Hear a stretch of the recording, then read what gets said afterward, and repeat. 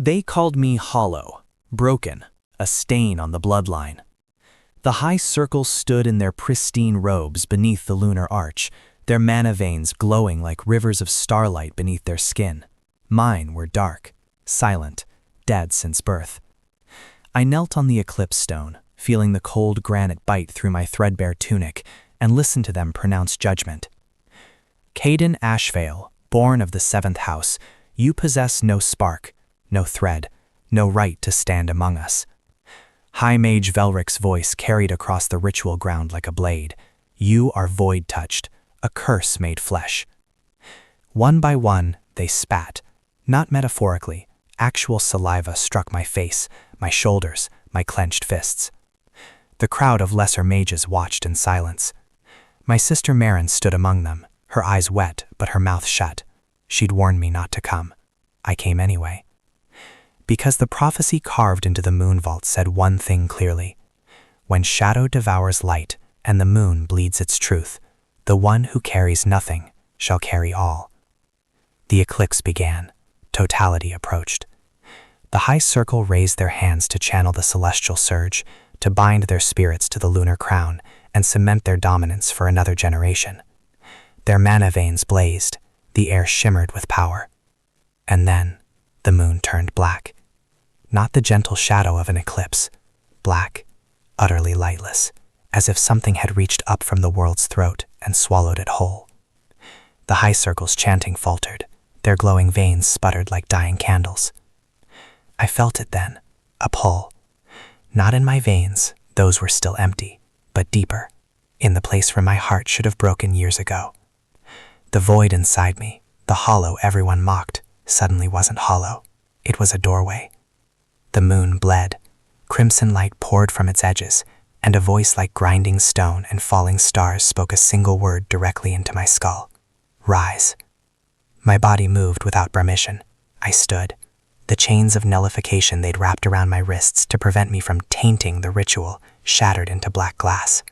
The high circle stumbled backward. Velric's face went pale. What are you? The void opened. Not around me, through me. I became the conduit, the gate, the space between stars where light goes to die. And from that abyss something ancient stirred. Not malevolent, not kind, just true. You wanted power? My voice came out layered, doubled, as if the moon itself spoke through my throat. You hoarded it, judged by it, built thrones on the bones of those you deemed unworthy. I raised my hand.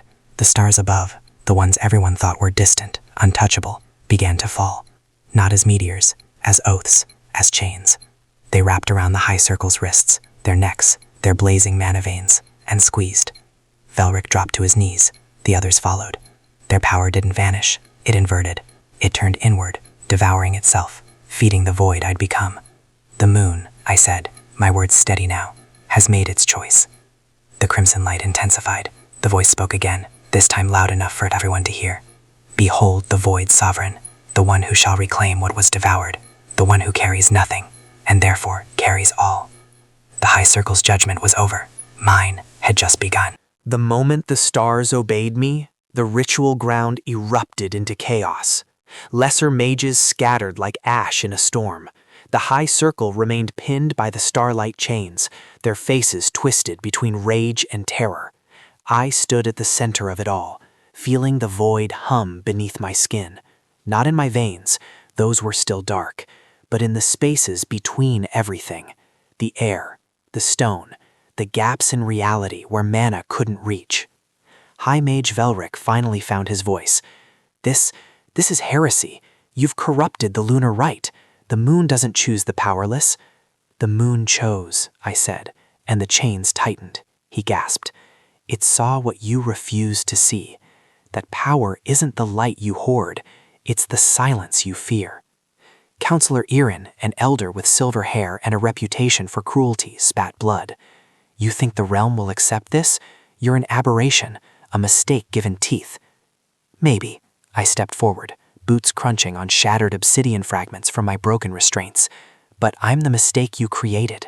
Every rejection, every humiliation, every time you told me I was worthless because I couldn't light a candle with my mind. I gestured to the sky. You made me hollow. The void just filled the space. The crimson moon pulsed. I felt its approval like a heartbeat that wasn't mine. My sister Marin pushed through the crowd. Her mana veins glowed faintly. She was talented, but not exceptional by circle standards. Kaiden, stop. Please, if you kill them, the kingdom will hunt you forever. I looked at her, the girl who'd smuggled me books when the academy banned me, who'd sat with me in the dark after the first expulsion. I'm not killing anyone, Marin. I'm just showing them what it feels like to be powerless. The chains dissolved. The high circle collapsed, gasping, their mana veins dim but intact. Felric's hands shook as he clutched his chest. What did you do to us? Nothing permanent, I said. Just a taste. Your mana is still there, but for the next hour, you'll feel what I've felt every day of my life. Empty, forgotten, weak. Iren's face contorted with fury. The conclave will hear of this. The king's wardens will... The king's wardens, a new voice interrupted, sharp and cold, will hear my testimony first. A woman stepped from the shadows at the ritual ground's edge. She wore the black and gold of the royal adjudicators, a group that answered only to the crown. Her eyes were pale as winter ice, and her presence made even the disgraced high circle shrink back. Adjudicator Saris. I'd heard stories. She didn't arrest criminals. She erased problems. She studied me with an expression I couldn't read. Kaiden Ashveil, the void-touched boy who just inverted a lunar eclipse and humbled the most powerful mages in the eastern provinces. She tilted her head. The king will want to meet you. And if I refuse, then I'll assume you're a threat. Her hand rested on the hilt of a blade that shimmered with something sharper than steel. And threats don't leave this ground alive. Marin grabbed my arm. Kai, don't... It's fine. I looked at Saris. I'll meet your king, but not as a prisoner. Sarah smiled. It didn't reach her eyes. You'll meet him as whatever he decides you are. The moon named you Void Sovereign. Now we'll see if that title is prophecy or curse. She gestured to the gate. Walk. Freely. But know that every step you take from here, I'll be watching. I walked. The crowd parted. Behind me, the high circle remained on their knees, their humiliation complete. Ahead, the path led to the capital, to the king, to a future I couldn't predict. But as I passed beneath the arch, the crimson moon flared once more. The void inside me pulsed in rhythm with it, and I heard the voice again, quieter now, almost affectionate. They will try to cage you. They will fail. You are the key to what they lost. What they lost? I glanced back at the ritual ground, at the shattered symbols, and the empty sky where stars used to hang. What had the realm lost? The capital of Arendris was built on contradictions. Towers of white marble pierced the sky, their surfaces etched with glowing glyphs that hummed day and night. But the streets below were cracked, the lower district shrouded in smog from mana forges that burned too hot and too long. Wealth and decay in perfect balance. Adjudicator Saris led me through the royal gate without ceremony. No chains, no escort beyond her. The guards watched with nervous eyes as we passed. Word had already spread. The void-touched boy who broke the high circle. The one the moon claimed. Some faces showed fear. Others something stranger. Hope? Sarah spoke without turning. The king's been expecting you for years. I blinked. What? The prophecy wasn't secret to everyone. The Moon Vault's inscriptions were studied by royal scholars decades ago. They knew someone void-touched would emerge during an eclipse. They just didn't know when or who. She glanced back. They certainly didn't expect a disgraced academy reject. We entered the palace. The throne room was smaller than I'd imagined, more intimate. King Aldrich sat not on a towering seat, but on a simple stone chair at the chamber center. He was older than the portrait suggested, his hair threaded with silver, his mana veins dim but steady beneath his skin. A warrior king who'd earned his crown in blood, not inheritance. He studied me the way a smith studies flawed metal. Kaiden Ashveil, the boy who carries nothing. I met his gaze. The man the moon chose. Bold. Aldrich's lips twitched. Good. I can't use cowards. He stood, clasping his hands behind his back. Tell me, Void Sovereign, do you know why the stars fell silent 3 centuries ago? I frowned. Fell silent? The old histories speak of a time when celestial magic was abundant. Stars answered prayers. The moon granted visions. Then, overnight, the connection severed. Mages adapted, drawing power from their own veins instead of the heavens. But we lost something in the trade. Balance, restraint, purpose. He stepped closer. The High Circle has grown arrogant. They hoard mana like dragons hoard gold. They decide who rises and who rots based on bloodline and veins alone. You were their mistake, but you are my opportunity. Opportunity for what? Aldrich gestured to a map on the wall. It showed the kingdom and beyond, the wastes to the north, the shattered isles to the east, and a vast empty space labeled only as the Veil. Beyond our borders lies a place where reality frays, where the void bleeds into the world unchecked. It's been sealed for generations by lunar wards maintained by the High Circle, but those wards are failing. He met my eyes. Something is waking in the Veil, something that devours light, and the Circle's mana-based defenses are useless against it. My stomach tightened. You think I can fight it because I'm void-touched? I think you're the only one who can. The moon didn't name you sovereign for vanity. It named you because the void recognizes its own. He leaned in. I'm offering you a choice, Kaiden. Join me. Help me stabilize the wards and discover what's breaking through. Prove that you're more than a freak accident. Or, the High Circle convinces the Conclave that you are a threat, and I'm forced to have you executed to maintain order. His tone was matter-of-fact. Politics are messy. I'd rather you be useful. Marin's voice echoed in my memory. If you kill them, the kingdom will hunt you forever. I'd spared the Circle. Now the king was offering a leash disguised as purpose. I'll help, I said slowly, but not because you threaten me. Because if something's coming through the Veil, it'll devour everyone. Circle outcasts everyone. I won't let that happen. Aldrich smiled, spoken like a sovereign. He snapped his fingers. A side door opened. Captain Rail will escort you to the Obsidian Archive. Study the old texts. Learn what the Circle hid. You have 3 days before we march to the Veil's edge. A scarred woman in black armor entered. Captain Rail's eyes were hard, her stance of someone who'd survived 100 battles. This the Void Boy? The Void Sovereign, Aldrich corrected. Treat him accordingly. Rail grunted. We'll see if the title fits. Follow me, boy. And don't touch anything that glows. The archive has defenses. I followed her out. Behind me, Sarah spoke quietly to the king. I caught only fragments. The Circle won't accept this. And, if he fails, the consequences. I didn't care about consequences. I cared about the truth. What had the realm lost when the stars fell silent? And why did the void inside me feel like an answer instead of a curse? The Obsidian Archive was buried beneath the palace, carved into bedrock older than the kingdom itself. Captain Rael led me down spiral stairs lit by mana lanterns that flickered nervously as I passed. She noticed. Your presence disrupts mana flow, she said flatly. The lanterns don't know whether to dim or explode. Sorry? Don't be. It's useful. She stopped at a massive door inscribed with sigils I didn't recognize. Inside are texts the Circle deemed too dangerous for public knowledge. Prophecies, failed rituals, warnings about the Veil. She pressed her palm to the door. It ground open. The king wants you educated. I want you competent. Don't waste my time. She left me there. The archive was vast, shelves stretching into darkness, scrolls and tomes stacked in careful chaos. I moved through the aisles, letting instinct guide me. The void hummed faintly, pulling me toward a section at the far back. Dust coated everything. No one had touched these texts in decades. I found a leather-bound journal first. The handwriting was frantic, the ink smudged. The author's name? Magister Arendor, keeper of the Lunar Vault. I flipped through the pages. The Circle refuses to acknowledge the truth. The stars did not fall silent. We silenced them. 3 centuries ago, the High Circle of that era discovered a way to sever the celestial connection and harvest mana directly from living veins. They called it progress, liberation from divine whim. But the stars were not gods. They were anchors, stabilizers.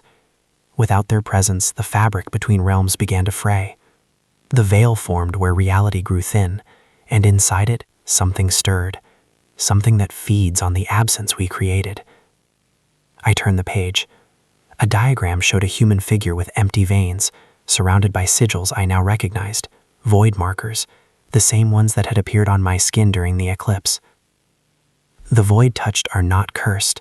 They are corrections, the world's attempt to restore balance. If one could master the void, truly understand it, they might close the veil or command what lies within. My hands trembled. The Circle hadn't rejected me because I was broken. They'd rejected me because I was proof of their mistake. A voice echoed through the archive, not spoken aloud, whispered directly into my mind. You begin to see. I spun. Nothing, but the void inside me pulsed, eager. Who's there? am the silence, the space between breaths. You have opened the door, little sovereign. Now you must decide. Will you close the wound your ancestors made, or will you widen it? I don't understand. You will, when you reach the veil, when you see what hungers there, when you must choose between mercy and survival. The presence faded. I stood alone in the dark, clutching the journal. 3 days later, we marched. The wastes were a graveyard of ambition. Shattered towers jutted from cracked earth. Mana storms rolled across the horizon like living things, their colors wrong, violet and black instead of blue and gold. Captain Rael led a battalion of wardens, each hand-picked for resilience. King Aldrich marched with us, refusing to rule from safety. I walked near the front, feeling the Veil's presence grow stronger with every mile. It was a pressure, a weight, like the world itself was holding its breath. Adjudicator Saris appeared at my side. Nervous? Terrified. Good. Fear means you're smart. She nodded toward the horizon.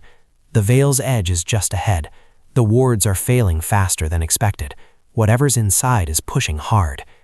We crested a ridge. Below, the Veil stretched like a wound in reality, a shimmering curtain of black and silver, pulsing with unnatural light. Around it, lunar wards flickered weakly, their anchors crumbling. Shadows moved behind the Veil, shapes too large to be human. Aldrich raised a hand. Hold position. Wardens, reinforce the wards. Kaiden, with me. We approached the Veil's edge. Up close, it was nauseating. The air smelled of ozone and rot. I felt the void inside me pull, as if recognizing home. The Circle's been maintaining these wards for generations, Aldrich said. But their mana-based magic is like trying to patch a hole with light. It doesn't hold.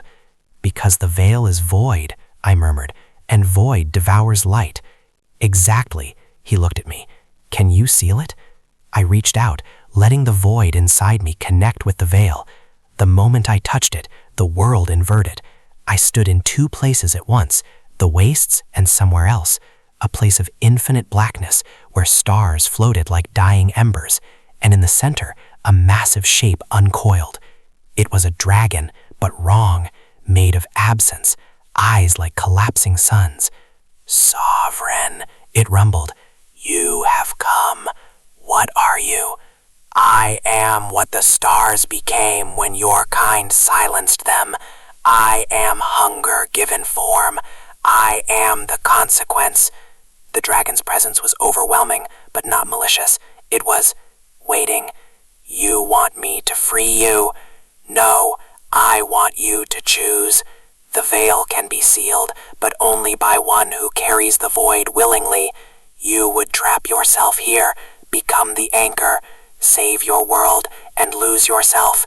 And if I refuse, then I break through, I devour the realm, I restore balance the only way left, by consuming everything the Circle built. The vision snapped. I gasped, stumbling back. Aldrich caught me. What happened? I told him, every word. His face went pale, a choice between sacrifice and annihilation. There has to be another way. There isn't. Sarah stepped forward, her expression grim. The prophecy was incomplete. The moon didn't just name you sovereign, it named you anchor, the one who carries all, because the void demands it. The Veil pulsed. Cracks spread through the wards. Shadows pressed closer. I looked at the battalion, at Rael, at Marin, who'd begged to come despite the danger, at the kingdom that had rejected me, but now needed me. The void hummed, patient, inevitable. Guy, Marin whispered, don't. I smiled. You said I'd be hunted forever if I killed the Circle. Turns out saving everyone costs more. I turned to the Veil. If I do this, if I become the anchor, promise me something. Aldrich nodded. Anything. Tear down the Circle's hierarchy, make mana accessible to everyone, and tell them, I swallowed, tell them the boy with empty veins saved the world because of what he was, not despite it. Done. I stepped toward the Veil. The void welcomed me, and as I crossed the threshold, I heard the dragon's final words. You are not alone, Sovereign. The stars remember you, and in the silence, we will wait. The Veil closed behind me. The Veil was not a prison. It was a threshold. I stood in the space between worlds, surrounded by the devoured stars, not dead, but sleeping, waiting for someone to wake them. The dragon coiled around me, vast and patient, its presence no longer threatening. It was ancient, tired, and for the first time in centuries, hopeful. You chose to anchor yourself, it said, but anchors are not chains, they are foundations. From here, you can rebuild what was broken. I looked at the sleeping stars. How? The circle severed the celestial connection, but the connection was never theirs to control. It belongs to the world, to all who live upon it. You, sovereign, can restore it, not by hoarding power, but by distributing it. I felt the void pulse, not inside me, around me, through me. It was a conduit, a bridge. You're saying I can channel the star's power back into the realm without letting you through? Yes, but it will cost you. You cannot return fully. You will exist between, flesh in the world, spirit in the void, a guardian of balance. I'll be alone. No, you will be what you were always meant to be, the one who carries all, the silence that holds the song. The stars stirred. I reached out, feeling their heat, their light, their memory of a time when magic was shared, not hoarded. I pulled them close, weaving them into a lattice of light and shadow, a new kind of ward, not mana-based, not void-based, balanced. The dragon exhaled. Go, sovereign, show them what you've become. I stepped through the veil. The world I returned to was in chaos. The veil had been sealed, but the effort had left the wardens exhausted. Marin was shouting at Aldrich, demanding to know how to bring me back. Rails stood silent, her hand on her sword, ready to fight anything that emerged. Then I walked through the sealed rift. Not as flesh, not as spirit, as both. I was translucent, my form flickering between solid and shadow. The void clung to me like a second skin, but the stars shone through it, tiny points of light embedded in my chest, my arms, my forehead. I was the bridge made manifest. Marin stared. Kai? I'm here, just different. Aldrich stepped forward, his expression unreadable. You sealed the veil. You became the anchor. I became more. I raised a hand. The stars embedded in me pulsed. Light poured from my palm, spreading across the wastes, sinking into the earth, the air, the wardens themselves. I felt their mana veins open, not just for those who already had power, but for those who'd been born empty, for the outcasts, the rejected. This is the gift the stars were meant to give, I said. Magic for everyone, not earned through bloodline or privilege, earned through will, through need, through heart. The wardens gasped as power flooded them. Gentle, steady, sustainable. Not the burning intensity of hoarded mana, but something deeper, something balanced. Rael's eyes widened. I feel it. The connection. It's beautiful. Aldrich knelt. Void Sovereign, you've done what no king could. You've given the realm hope. I shook my head. I didn't give anything. I just unlocked what was always there, what the circle stole. Marin approached slowly, tears streaming down her face. Are you okay? I'm better than okay. I smiled, though it hurt. I'm exactly where I'm supposed to be. Weeks later, the realm began to change. The High Circle, stripped of their monopoly, dissolved. Some mages adapted, learning to channel the new balanced magic. Others retired, bitter and broken. King Aldrich issued a decree. Magic was a right, not a privilege. Academies opened to everyone. The lower districts flourished. I remained the sovereign, not ruling, not commanding, just present. I walked the veil's edge, ensuring the balance held. I channeled the star's light when storms grew too fierce. I whispered to the void when it grew restless.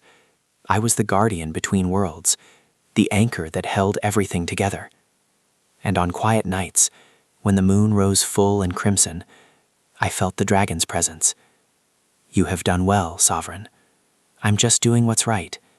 That is why you were chosen. One evening, Marin visited the Veil's Edge.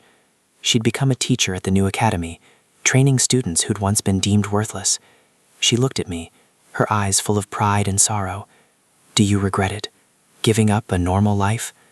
I considered. I was never going to have a normal life, Marin. I was born empty. But now that emptiness means something. It holds the world together. She smiled. "They're calling you the silent star, the one who bridged the void. Better than void touched. Much better." She left. I stood alone, the stars glowing beneath my skin, the void humming in harmony. I was not alone. I was the space between, the silence that carried the song. And for the first time in my life, I was exactly enough.